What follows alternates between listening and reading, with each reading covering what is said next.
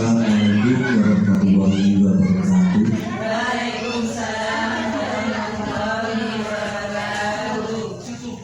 Terima kasih dan selamat pagi atas kehadiran Bapak dan Ibu. Sebelumnya marilah kita memanjatkan puji syukur kepada Allah SWT yang telah melimpahkan rahmat, taufik serta hidayahnya sehingga pada siang hari ini kita dapat berkumpul di ruang TK PGRI 2 dalam keadaan sehat walafiat. Marilah kita ikrarkan dengan bacaan hamdalah. Alhamdulillah. Terima kasih waktu yang diberikan kepada kami. Kami di sini sebagai kepala sekolah TK PGRI 2 Wilopo. Yang pertama mengucapkan selamat datang dan selamat mengikuti pemaparan tentang modul budaya positif oleh Ibu Siti India selaku calon guru penggerak angkatan 11. Yang kedua, kami mohon maaf yang sebesar-besarnya apabila dalam pelaksanaan ini ada kurang dan lebihnya. Kami selaku kepala sekolah dan pengelola TK PGRI 2 mengucapkan mohon maaf yang sebesar-besarnya. Yang ketiga, untuk kegiatan hari ini mudah-mudahan bisa berjalan dengan lancar, dipandu oleh Ibu Siti India, dan nanti mohon untuk mengajukan beberapa pertanyaan tentang budaya positif yang menjadi modul pelaksanaan pada siang hari ini. Sekali lagi saya sebagai kepala sekolah mengucapkan selamat untuk mengikuti pemaparan modul untuk budaya positif. Demikian, terima kasih. Wassalamualaikum warahmatullahi wabarakatuh.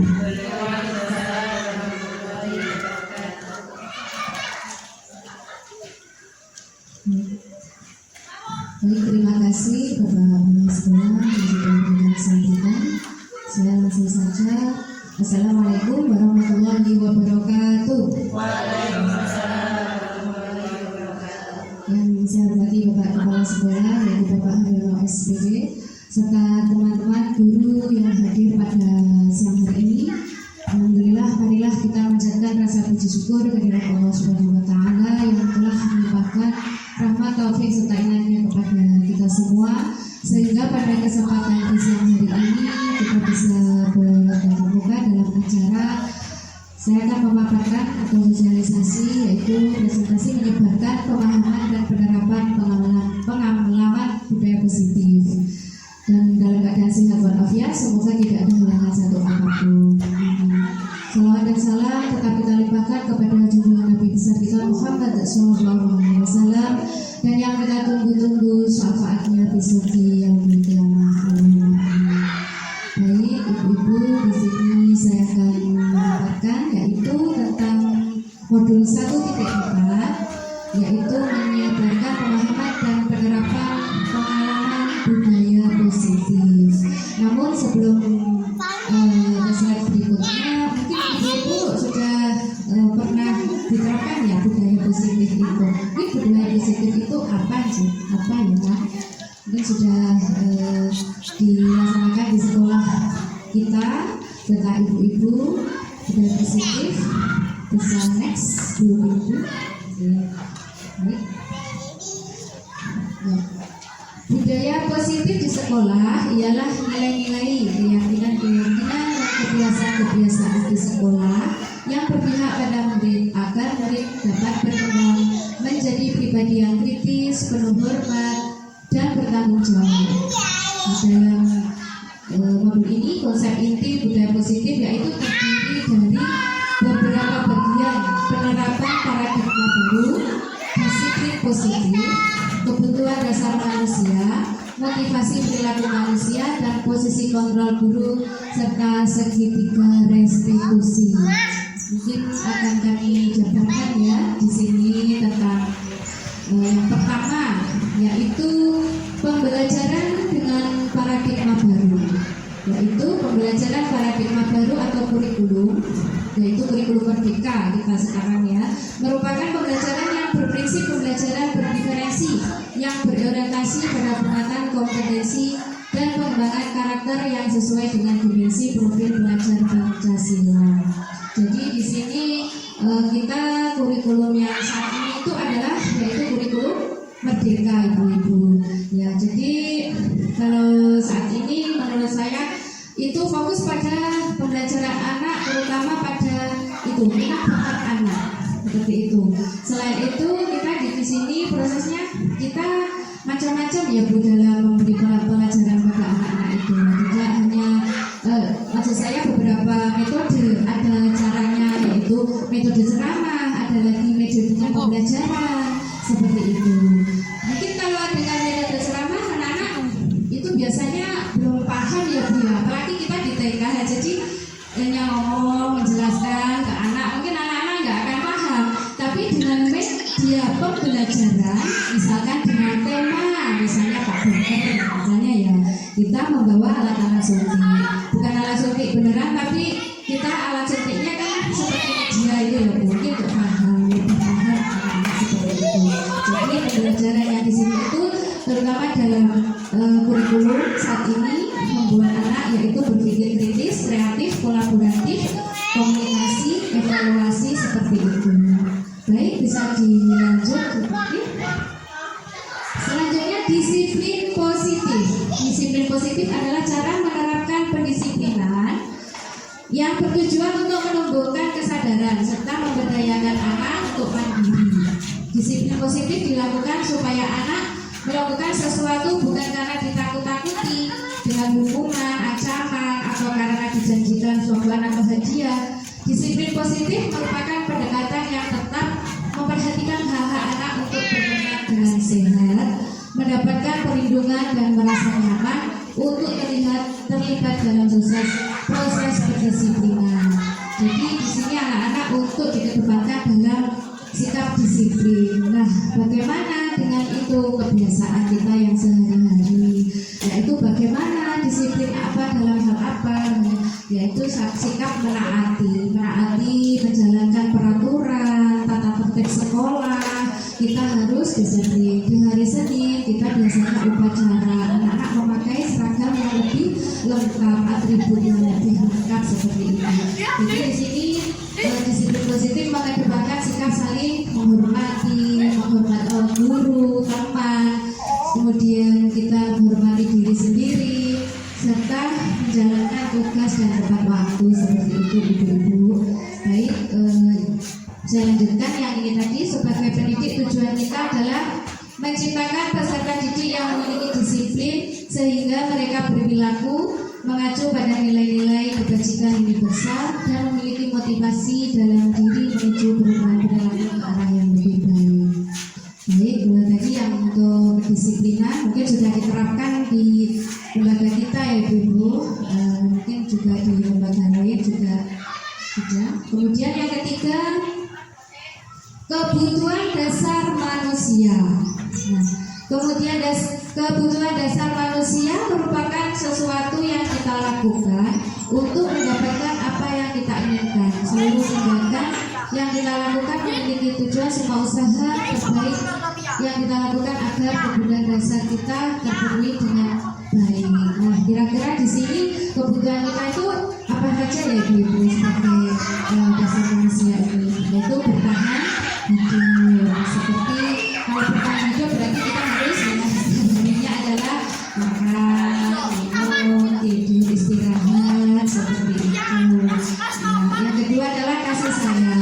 Kasih sayang ini terutama kita lakukan pada anak-anak karena kita di pada anak-anak. Jadi mungkin anak itu lebih yang penuh minta perhatian, kita kasih sayang kepada anak-anak kita. Jadi anak itu inginnya dipuji, anak itu selalu didekati, selalu kita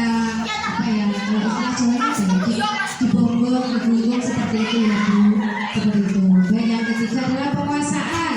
Ini kita terapkan pada anak didik kita. Biasanya kalau anak-anak itu kita sering ya Bu, saya nanti yang mau menyiapkan. Nah itu berarti dia punya jiwa kepemimpinan. Saya mau menyiapkan. Nah seperti itu. Itu sikap penguasaan yang diterapkan pada anak. Anak itu Bu saya mau nanti perannya juga. Oh tidak, nanti kita bagi, nanti kamu menyiapkan di saat sebelum pelajaran. Nah, yang satu, misalnya teman satunya untuk di akhir pembelajaran selesai. Jadi kita apa ya? Kita bagi, jadi kita perhatian. Karena emosional anak itu di TK masih tinggi ya Bu ya. Karena karakter anak itu juga nggak sama. Seperti itu penguasaan. Jadi ada jiwa kepemimpinan pada anak. Kemudian kesenangan. Nah, ini terutama anak kita itu dia itu sangat suka dengan kesenangan, kegembiraan. Anak-anak itu meskipun apa ya di rumah kadang rewel, tapi setelah di sini ketemu teman, bagaimana Bu biasanya anak senang ya Bu ya. Ada juga dari rumah sudah rewel, di sini lebih rewel lagi. Ada nggak Bu seperti itu aja? Iya. Baik, iya. Bukan saja katanya. Iya, anak kita beri kebebasan. Nah, ini kebebasan ini terutama dalam hal minat bakatnya anak di sini. Kita beri kebebasan. Selain itu permainan. Dia suka anak-anak misalnya suka mainan, ayunan atau apa mainan atau kegiatan. Itu kita juga harus peka terhadap anak. Oh, anak itu suka ini kita berdukung seperti itu. Itu kebutuhan dasar manusia yang kita terapkan terutama pada anak. Yang selanjutnya yaitu motivasi perilaku manusia. Kita sebagai manusia ya kadang juga itu tentang hukuman konsekuensi restitusi. Biasanya kita terapkan di sekolah ya. Kalau hukuman itu apa Bu? Biasanya kita kan tidak terencana atau tiba-tiba itu hukuman, atau murid yang tidak tahu apa yang akan terjadi berupa hubungan fisik. Nah, contoh misal hukuman itu tiba-tiba anak tidak mengerjakan PR. Nah, itu beri kita hukuman. Perbedaannya itu Bu. Kalau konsekuensi itu yang sudah disepakati. Misalnya terencana disepakati sesuai aturan, murid tetap dibuat tidak nyaman jika guru selalu memonitor murid. Misalnya anak buang sampah sembarangan. Nah, kamu buang sampah sembarangan ya? Tahu nggak konsekuensinya? Nah, seperti itu. Kemudian yang restitusi yaitu proses menciptakan kondisi murid untuk memperbaiki kesalahan. 2. Proses kolaboratif yang mengajarkan murid untuk mencari solusi sendiri. Itu nanti ada sendiri Bu penjelasannya. Ada restitusi yaitu tindakan seperti itu ya Bu ya, stabilkan. Kemudian kita mencari solusi seperti itu. Bisa saya jelaskan di nanti. Baik, yang selanjutnya yaitu posisi kontrol guru. Kita adalah yang pertama yaitu penghukum. Kemudian membuat merasa bersalah, teman, manajer, pemantau. Jadi kita itu seakan-akan bagaimana ya Bu? Sebetulnya kita juga bukan menghukum, nggak menghukum anak ya Bu. Tapi kadang kita itu seakan-akan kayak gimana ya? Masa sih kalau kita ini seorang penghukum? Sebetulnya tidak ya. Iya, jadi bukan ditakut-takuti anak kita ini, ya kan? Dan kemudian membuat merasa bersalah. Nah, kita ini kadang, oh iya, saya juga. Berapa? Salahnya berapa?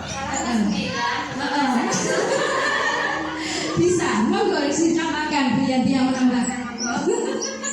Karena ternyata kalau kita nggak nyampe ya, oke, kita sebagai guru ini tidak sadar ya merasa membuat merasa bersalah anak. Kadang kita tahu bahwa dua anak bertengkar.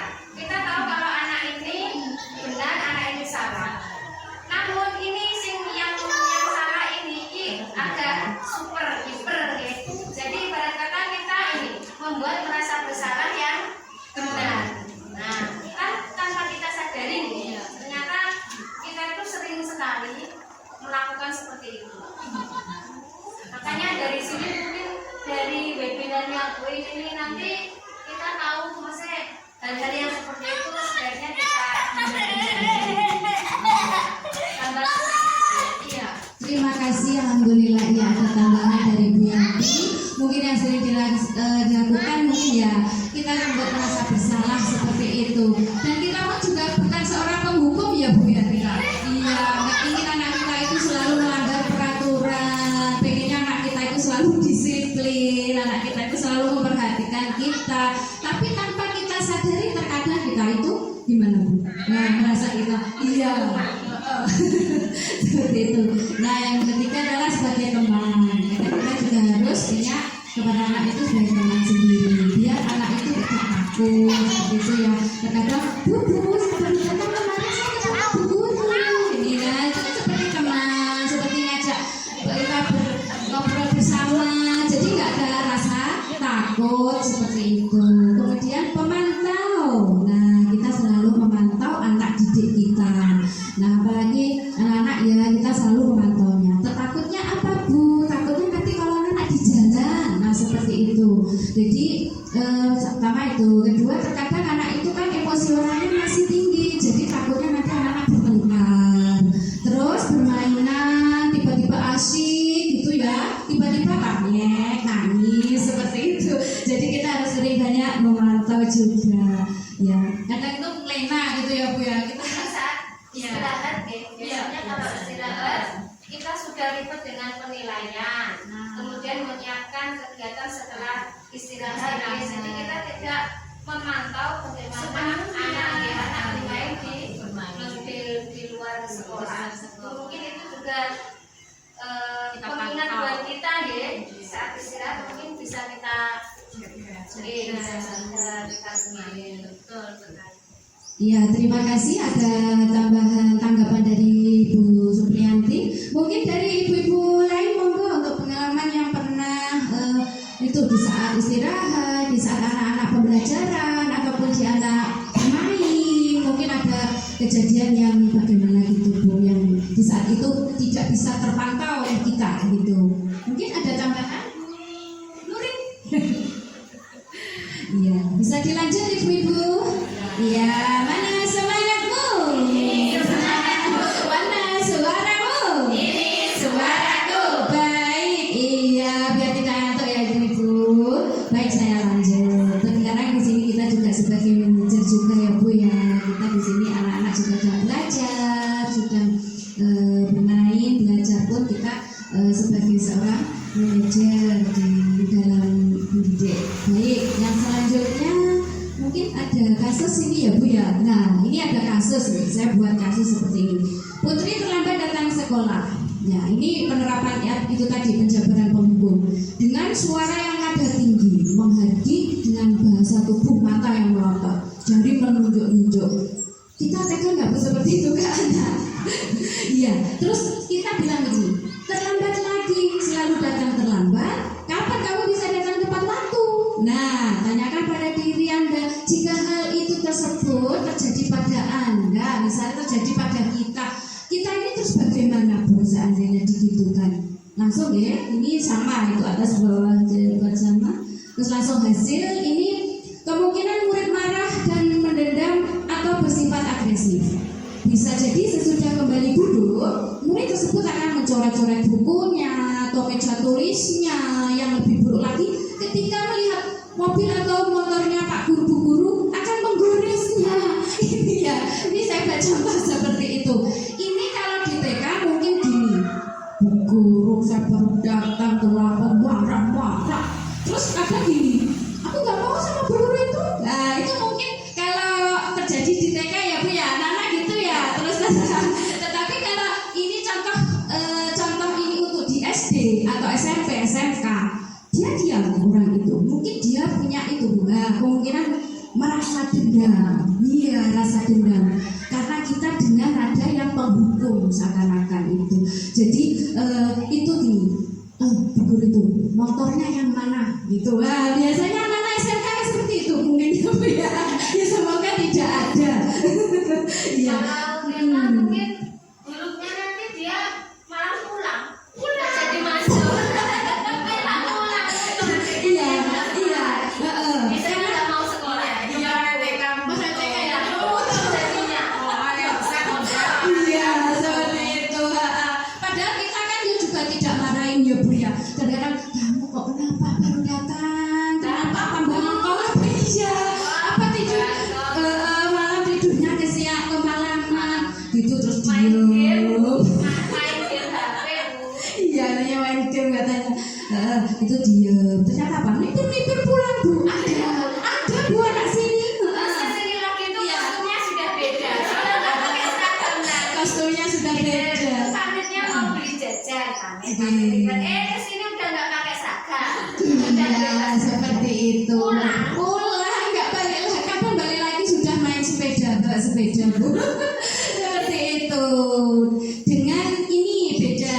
Kemudian pembuat merasa bersalah.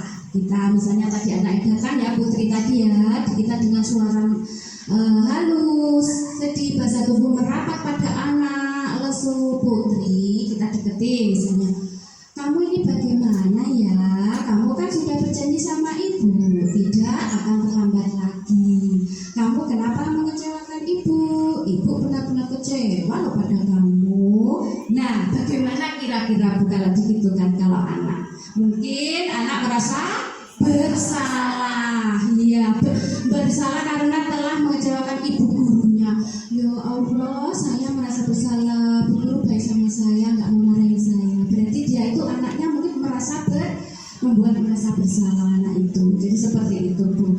Jadi kalau diterapkan di SD, TK, SMK itu mungkin anak juga seperti itu, nggak berani membantah. Jadi justru malah anak itu akan membuat merasa bersalah seperti itu.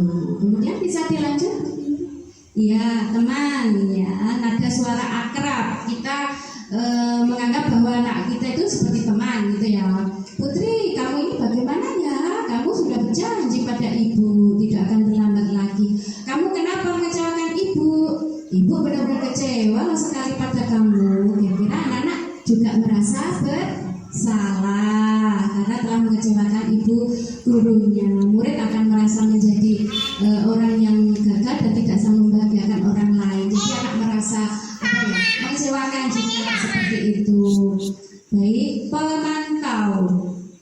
Jadi di sini kita sebagai pemantau ada suara data terkesan formal. Putri, tahukah kamu kita memulai pelajaran jam berapa? Kemudian jawab Putri, tahu Bu. Kamu terlambat 15 menit. Tahukah kamu apa konsekuensinya jika kamu terlambat?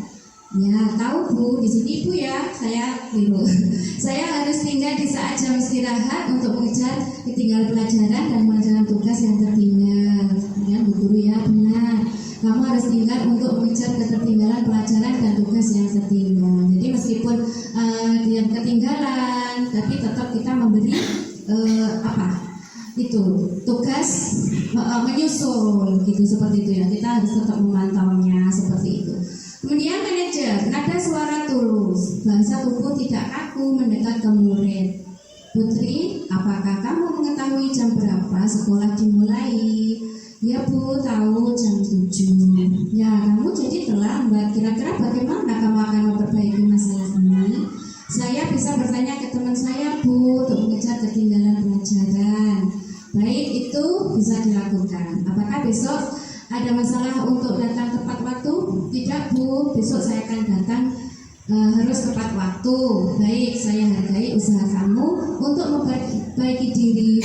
Terus bagaimana perasaan murid jika diperlakukan seperti itu? Mungkin murid akan sebagai rasa terima kasih karena Bu Guru telah memakluminya dan itu adalah kita sebagai pemantau itu manajer. Baik Bu, untuk selanjutnya ini contoh lain ya Bu, posisi kontrol guru ini. Kasus kedua, murid tidak mengerjakan tugas yang diberikan guru, yaitu kita sebagai penghukum. Ada lagi yang berdiri di depan kelas dengan tanda silang pegang telinga. Ini biasanya diterapkan di mana Bu? Di SD ya Bu ya, SD SMP. Kalau TK tidak akan ya suruh malah itu lari seperti itu. Ini kasus yang sudah buat dua ini kasusnya ya. Yang kedua adalah pembuat merasa bersalah. Nah, pembuat merasa bersalah ini sudah beberapa kali diingatkan, kamu senang ya ibu terus-terusan bertindak seperti ini. Nah, ini buat merasa bersalah. Kemudian teman, ayolah segera dikerjakan tugasnya. Nanti kalau sudah selesai kita ke kantin bareng-bareng. Ini anak ini Bu ya, ini seperti itu. Baik, pemantau, kamu sudah melakukan kesalahan, kamu tahu konsekuensi substansinya, segera kumpulkan tugasmu. Nah, itu adalah sebagai pemantau. Dan selanjutnya manajer, apakah kamu tahu kesalahanmu? Keyakinan kelas apa yang sudah kamu langgar? Apa yang akan kamu lakukan untuk memperbaiki kesalahanmu? Nah, itu sebagai seorang manajer. Ya, di sini adalah posisi kontrol. Mungkin sebelum saya lanjutkan ini ada pertanyaan Bu. Yang pertama, monggo.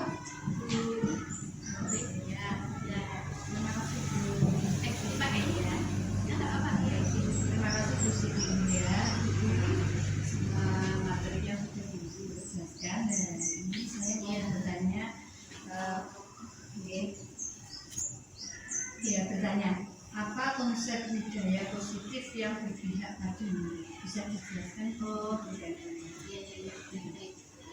Baik Ibu ya.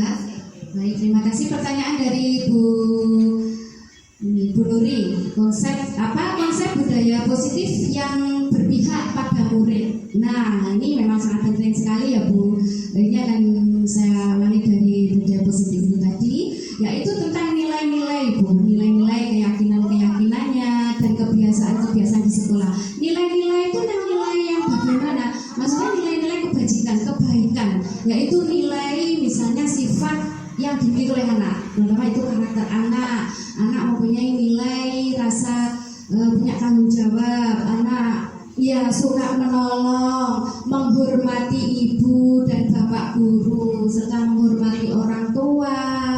Nilai-nilai yang sudah tertanam pada anak itu seperti itu. Jadi tingkah laku, kejujuran seperti itu. Kemudian kebiasaan yang di sekolah, yaitu yang berpihak pada murid. Kebiasaannya biasanya apa Bu? Biasanya itu kebiasaannya yaitu berdoa sebelum dan ya sesudah belajar.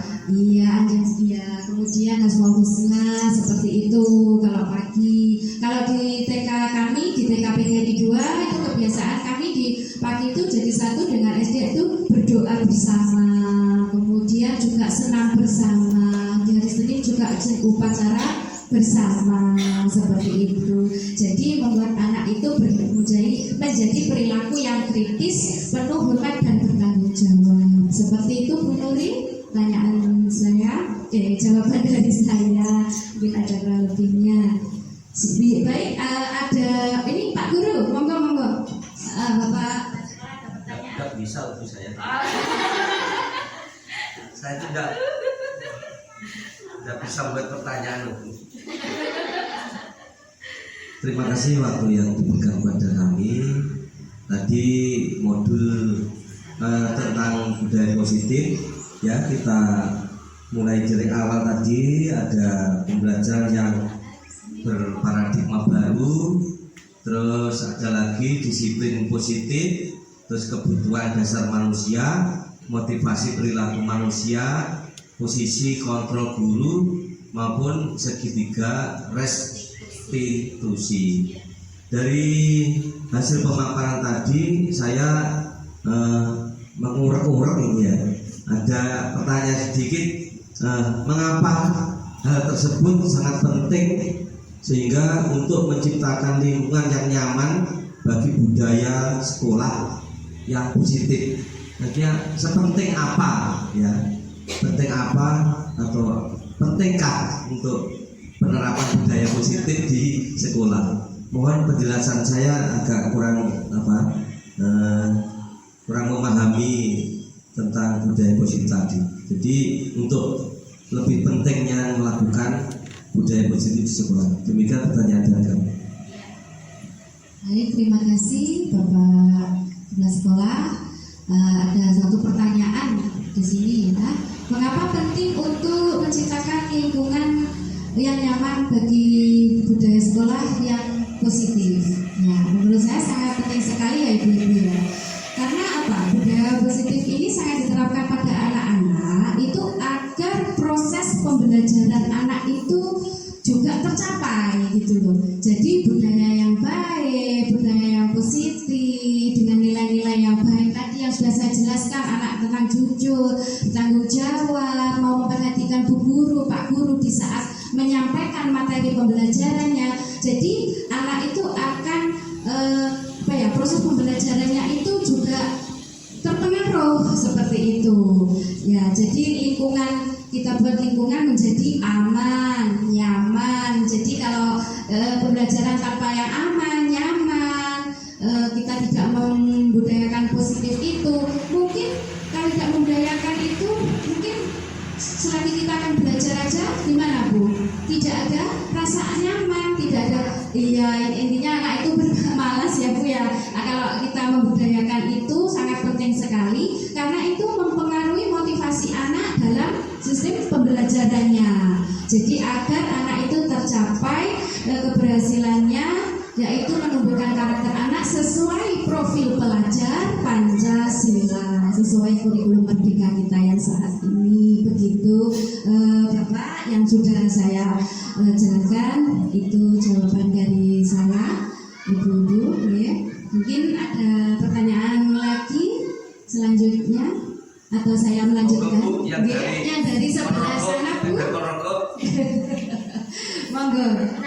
Menambahkan. Ya, untuk budaya positif itu bukan hanya untuk pembelajaran di sekolah, di kelas. Namun budaya positif ini perlu kita terapkan di rumah, atau kan kita ini pendidikan yang paling utama di keluarga, ya. Jadi kita terapkan juga disiplin positif ini di rumah.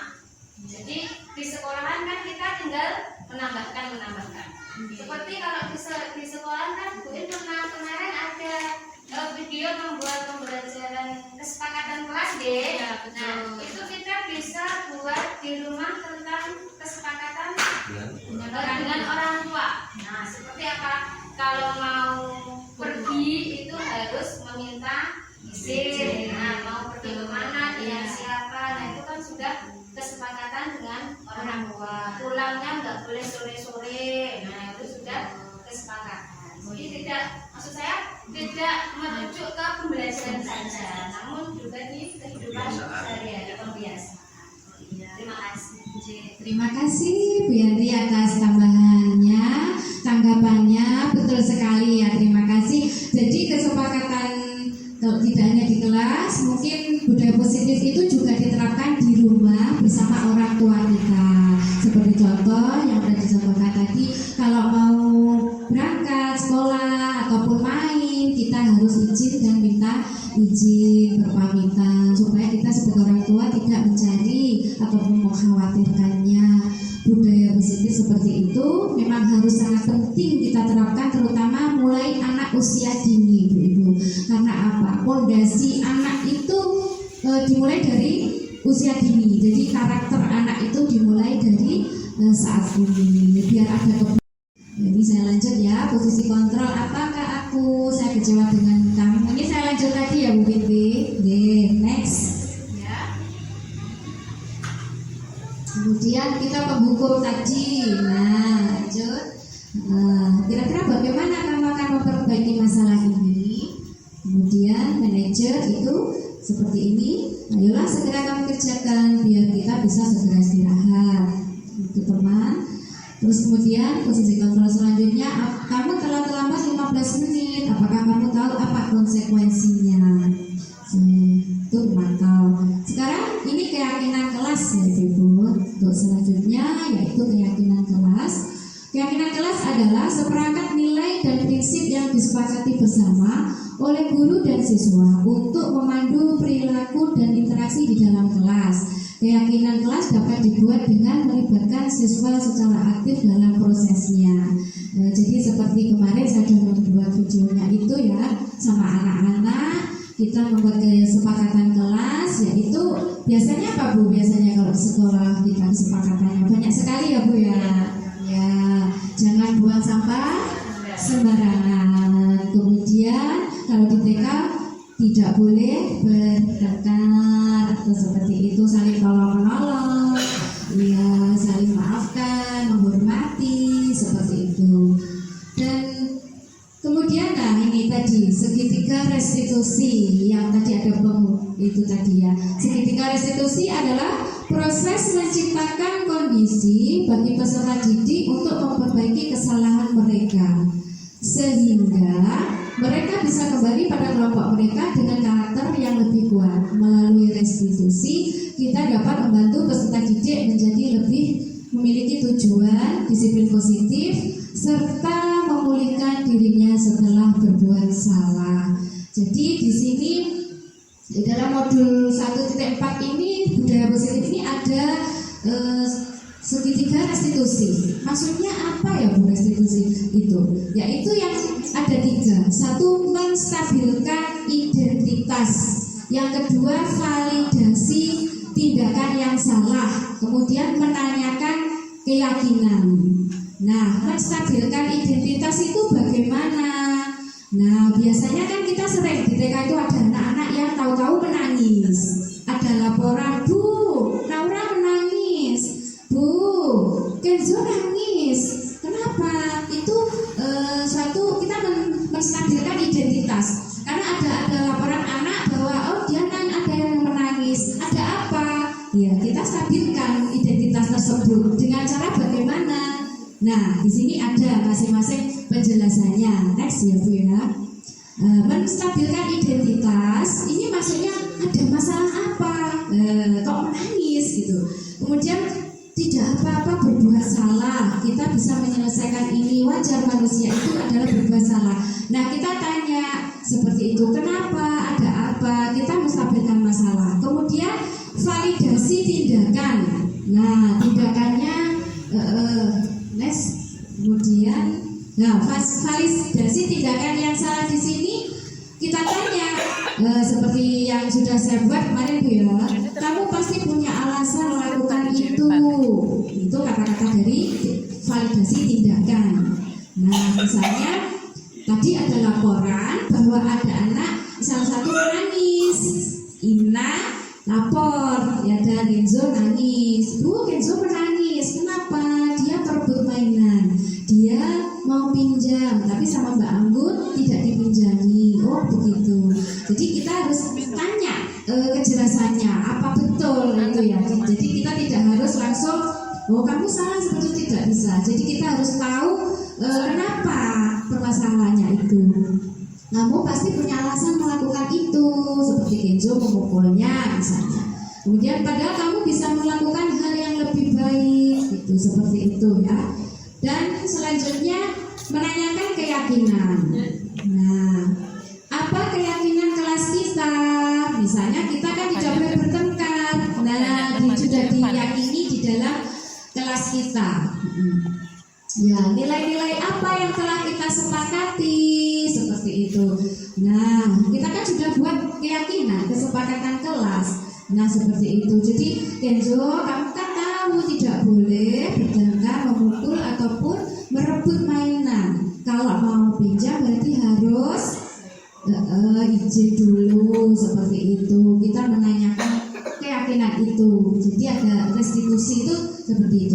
Menstabilkan masalah, validasi, kemudian menanyakan keyakinannya apa yang akan kamu lakukan. Berarti agar lebih baik yang dia lakukan adalah apa? Minta maaf seperti itu. Mungkin bisa dicontohkan ya, dibuka nggak apa Bu? Iya, nggak apa-apa. Penerapan. Ini contoh penerapan segitiga restitusi ya Bu ya. Suaranya kecil ya Bu ya. Oh iya. Oke. Salamnya kan gitu. Yang salam enggak nah. Gitu. Sudah. Iya.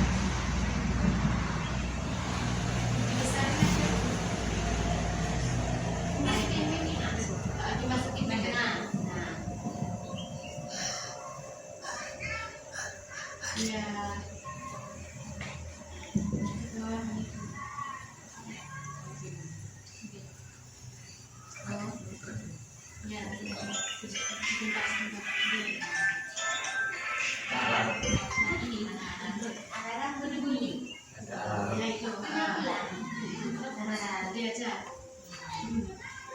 Saksi ya seneng kan. Oke, bisa diulangi Bu? Oke. Nah, ini contoh penerapan segitiga restitusi. Nah, kemarin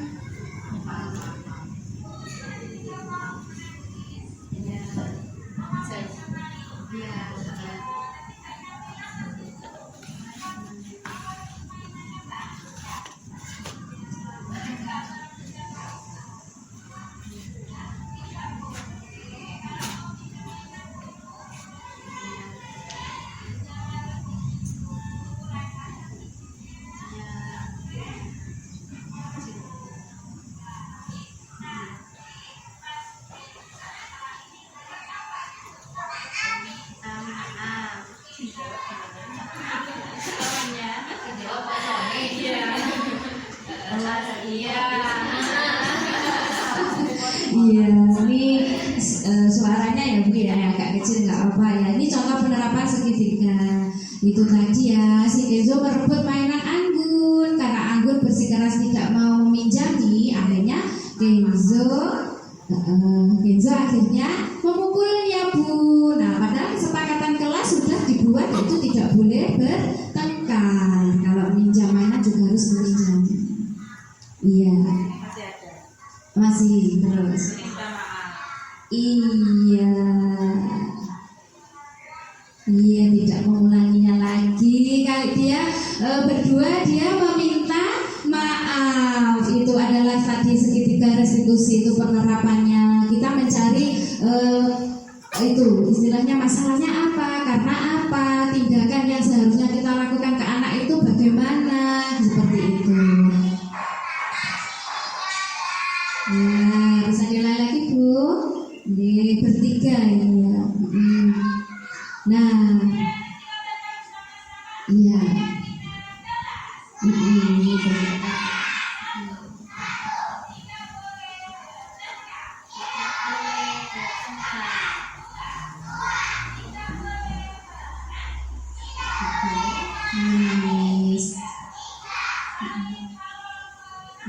Sini tolong menolong. Ya, menghormati akan memperhatikan ke guru. Tidak boleh berebut. Tidak buang sampah sembarangan ibu-ibu.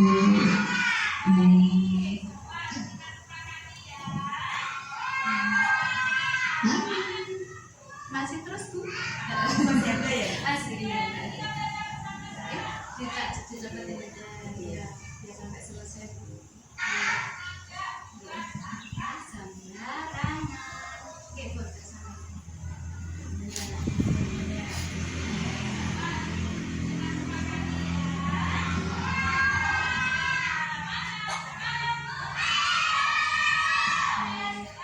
Iya. Terima kasih. Itu tadi ibu-ibu, kita membuat kesepakatan kelas bersama anak-anak seperti itu tadi. Ya, jadi kita membuat kesepakatan bersama. Mungkin ada pertanyaan Ibu yang tadi Apa yang mau bertanya ada sepertinya tadi ya. Ya. Oke, baik Bu Wiji, saya silakan. sampai bisa ambil monggo Bu? Ya, ini sampai ini ya Bu ya, dilanjut ya. Ya, sampai aja. Silakan Bu. 30 menit aku balik. Terima kasih Bu Iis telah menjelaskan materi yang sangat bagus ya menambah wawasan untuk kita semua untuk mendidik anak-anak lebih baik lagi. Kalau di rumah itu cenderung saya jadi penghukum ya, nggak harus saya. Iya, karena anak sendiri ya Bu ya. Kalau sama anak sendiri ya apa? Terus terkait ini materi apa tadi Budaya segitiga restitusi ya. Iya. Pembelajaran apa yang dapat diambil dari restitusi disiplin diri? Oh iya iya iya. Baik.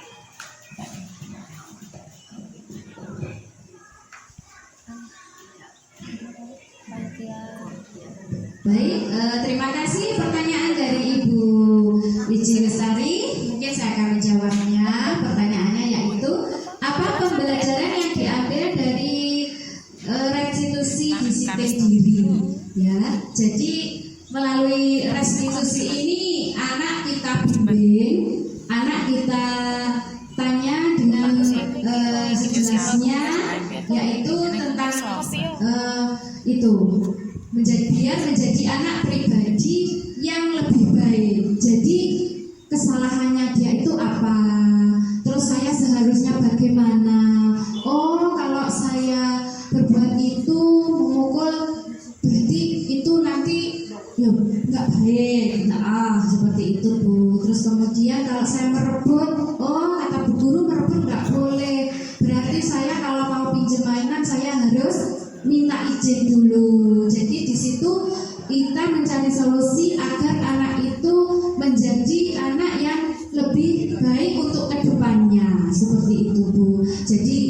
dari restitusi itu kita mencari solusinya yang terbaik untuk murid seperti itu Bu. Memperbaiki kesalahannya, menyadari kesalahannya seperti itu. Ya, mungkin jawaban saya seperti itu. Ya, terima kasih Bu, sudah ada yang bertanya di ini. Mungkin ada yang lain yang mau bertanya, Bu Krisna. Nah, silakan, monggo Bu Krisna. Ini yang belum ini. Ya, Bu Siti India, ini adalah sedikit pertanyaan terkait pemaparan yang tadi terkait budaya apa saja yang harus dikembangkan di sekolah. Iya, baik. Pertanyaannya simpel sekali ya Bu ya. Budaya apa yang harus dikembangkan di sekolah di sini ya. Baik, terima kasih. Nah, budaya-budaya itu bisa berupa etika, yaitu tingkah laku, yaitu tingkah laku anak, kemudian yang tingkah laku yang bagaimana, tingkah laku yang sopan santun, tingkah laku yang saling tolong menolong, ya bantu membantu sama teman, misalnya teman yang tidak membawa alat-alat belajar bisa dipinjami, misalnya pensil atau penghapus itu bisa kita pinjami. Kemudian yaitu kejujuran. Nah, misalnya anak di sekolah ada apa ya namanya, menemui uang, apa namanya itu? Oh, tahu di sini ada uang Bu. Jadi anak ada, Bu di sini kok ada uang, gitu. Uang siapa ya Bu? Nah, itu kejujur sekali juga. Ya, mengajarkan anak untuk kejujuran seperti itu. Kemudian saling menghormati sudah ya tadi, menghormati, kemudian tingkah laku, kemudian nilai-nilai yang baik itu saling menolong seperti itu tadi Bu. Jadi yang perlu diterapkan di sekolah banyak sekali. Mungkin tidak di sekolah saja ya tadi kata Bu Yanti. Jadi di rumah pun itu juga tetap kita harus tetap berkolaborasi dengan wali murid. Jadi tidak hanya kita aja sebagai pendidik di sekolah, tapi kita juga berkolaborasi dengan wali murid kita di rumah. Jadi di sekolah juga kita arahkan, di rumah pun orang tua, bapak ibu terutama itu juga harus sebagai pemantau juga. Jadi teman juga memantau, bukan penghukum ya Bu Mijini. Tapi katanya penghukum. Iya baik. Terima kasih. Itu Bu yang bisa saya jawab. Kalau ada kurang lebihnya saya juga mohon maaf. Mungkin ada yang bertanya lagi Bu. Sudah cukup Bu ini monggo.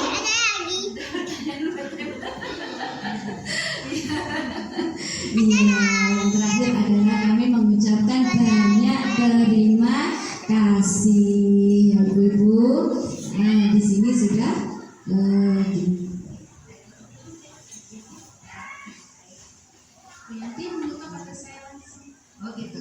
ya, baik ibu-ibu, hari ini tadi saya sudah memaparkan tentang modul 1.4 yaitu menyebarkan pemahaman dan penerapan pengalaman budaya positif. Budaya positif sudah kami sampaikan. Mohon maaf bila ada kurang lebihnya dan semoga sangat bermanfaat untuk kita semua. Amin amin ya robbal alamin. Saya tutup sekalian karena Bapak KS tadi juga ya, saya tutup langsung saja. Saya mengucapkan banyak terima kasih. Akhirul kalam. Wassalamualaikum warahmatullahi wabarakatuh. Waalaikumsalam warahmatullahi wabarakatuh. Terima kasih. Assalamualaikum warahmatullahi wabarakatuh.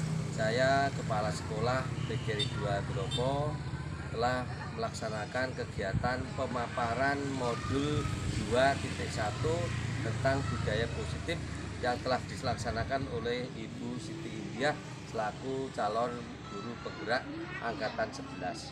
Sudah dilaksanakan dengan jelas dan semoga bermanfaat untuk lembaga TK PGRI 2 Dropo. Wassalamualaikum warahmatullahi wabarakatuh. Assalamualaikum warahmatullahi wabarakatuh. Terima kasih kepada Bu Siti India yang sudah